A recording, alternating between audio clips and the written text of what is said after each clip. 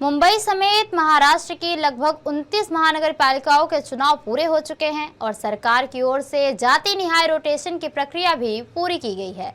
लेकिन अब तक किसी भी महानगर पालिका में महापौर की नियुक्ति या प्रशासनिक गठन नहीं हो पाया है। सुप्रीम कोर्ट ने आदेश दिया था कि 31 जनवरी 2026 तक सभी महानगर पालिकाओं में चुनाव और गठन की प्रक्रिया पूरी होनी चाहिए, लेकिन समय सीमा निपटने के बावजूद मुंबई और अन्य महानगर पालिकाओं में मेयर और स्थायी समितियों का गठन नहीं हो सका। सूत्रों के अनुसार फरवरी में महापौर और अन्य पदों पर नियुक्तियों की प्रक्रिया शुरू हो सकती है। इस देरी को लेकर राजनीतिक बयानबाजी और भी तेज हो गई है। शरद पवार गुट की एनसीपी के जनरल सेक्रेटरी और बीएमसी में 7 साल तक ग्रुप लीडर रहे रविंद्र चौहान ने कहा कि मुंबई और महाराष्ट्र के इतिहास में इस तरह की देरी पहले कभी नहीं हुई और महायुति सरकार सुप्रीम कोर्ट के आदेश का उल्लंघन कर रही है, जो गंभीर विषय है। मुंबई सहित महाराष्ट्र के 29 महानगर पालिकाओं के चुनाव हो चुके हैं, उसके परिणाम भी आ चुके हैं। पूरे महाराष्ट्र में बीजेपी नंबर 1 पार्टी के रूप में उभरी है, लेकिन जिस महानगर पालिका पर सबकी नज़र थी, देश की आर्थिक राजधानी कहें या सबसे धनी महानगर पालिका कहें, मुंबई महानगर पालिका की हम बात कर रहे हैं। उस महानगर पालिका साथ ही मुंबई के जितने 28 और महानगर पालिका कुल 29 महानगर पालिका को लेके सुप्रीम कोर्ट की गाइडलाइंस थी कि 31 जनवरी के पहले सभी महानगर पालिकाओं पे महापौर की नियुक्ति हो जानी चाहिए। ये सुप्रीम कोर्ट का आदेश था, लेकिन अभी तक मुंबई या अन्य जितने भी महानगर पालिकाएं हैं वहाँ पर कोई भी महापौर की नियुक्ति नहीं की गई है। अब खबर ये आ रही कि मुंबई महानगर पालिका पे जो महापौर बैठेगा उसकी जो नियुक्ति होगी वो फरवरी महीने में की जाएगी। क्या कुछ नियम कहते हैं, इन सब को लेकर बातचीत करने के लिए हमारे साथ मौजूद हैं शरद पवार एनसीपी के जनरल सेक्रेटरी महाराष्ट्र के रविंद्र पवार जी, जो खुद साल 2000 से लेके 2007 तक महानगर पालिका में एनसीपी पार्टी की तरफ से गठ नेता भी रहे हैं। रविंद्र जी, जिस तरह से चुनाव हुए, अब महाराष्ट्र सरकार की रोटेशन की प्रक्रिया भी आपने देख ली। सबसे पहला सवाल कि रोटेशन की प्रक्रिया से आप संतुष्ट हैं क्या? लेकिन जिस तरह से एक आकलन किया जा रहा था कि इस बार जो ओबीसी और एससी को लेके शायद नतीजे आएंगे, महापौर बनेगा मुंबई का।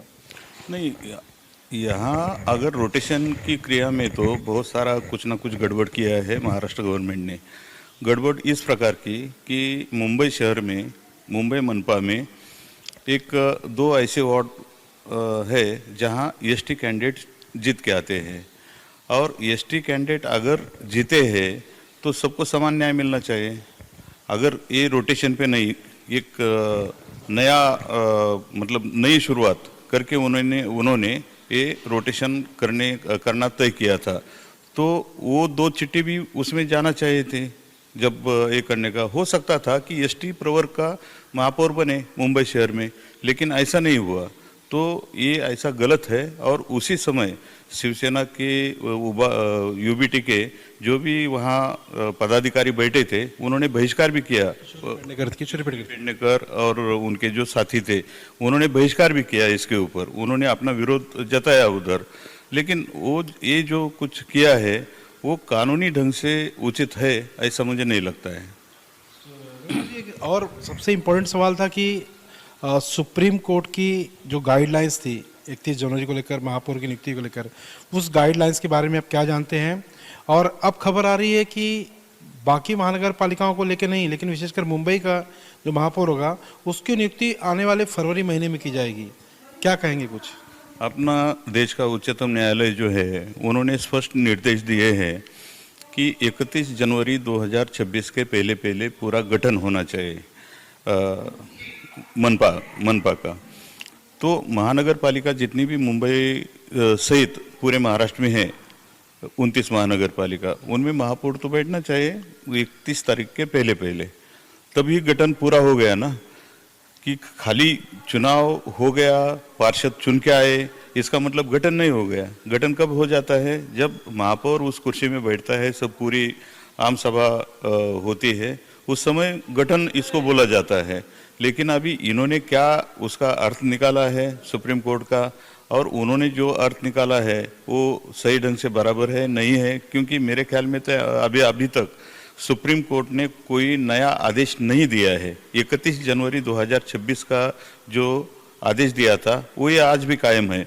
तो भी अभी मैं न्यूज़ सुन रहा हूँ कि फरवरी में चुनाव हो जाएगा या ऐसा कब कुछ निर्णय लिया है, ऐसा मेरे सुनने में आया। वो गलत है ऐसा मुझे लगता है। और साहब, क्या इससे पहले मुंबई या महाराष्ट्र के इतिहास में कभी हुआ है इतनी देरी से महापौर की नियुक्ति करना है? इसके पहले इतनी देरी कभी देखी है आपने? नहीं, ऐसा तो खास करके इतना तक नहीं हुआ है।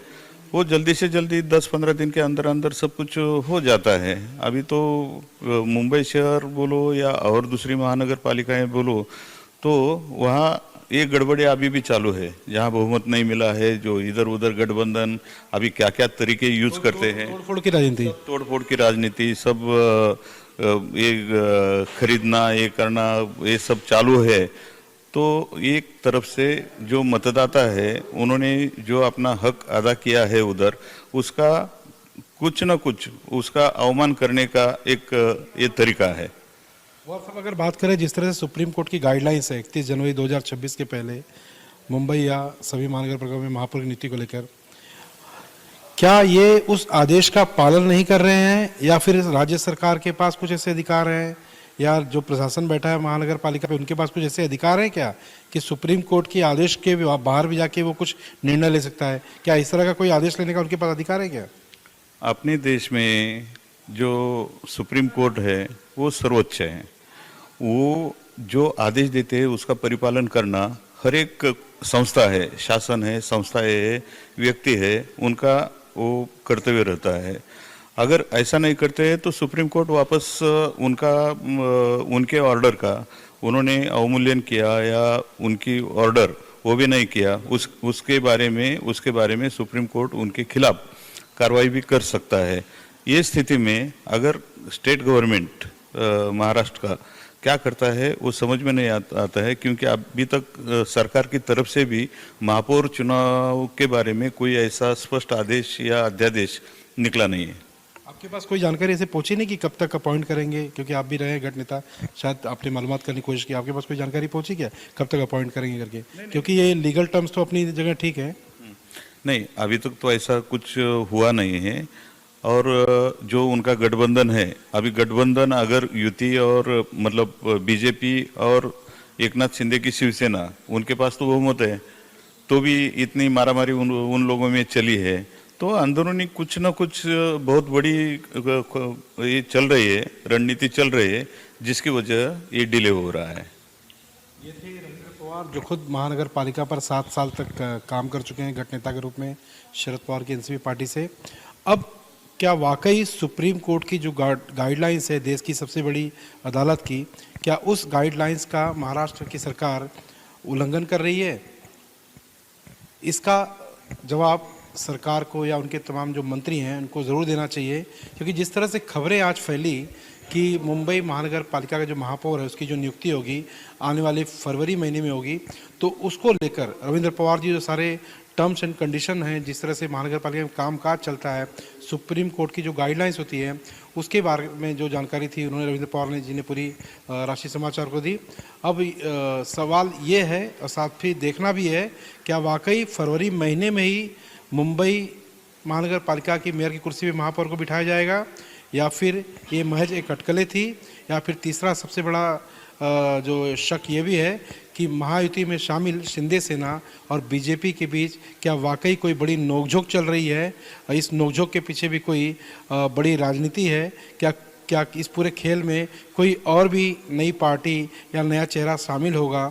क्योंकि रोटेशन की प्रक्रिया जो पूरी हो चुकी थी उसमें सारे जो ओबीसी या एससी को लेके जो बातें चल रही थी कि उस क्षेत्र उस कास्ट का महापौर होगा, वो बातें भी अब ख़त्म हो चुकी हैं।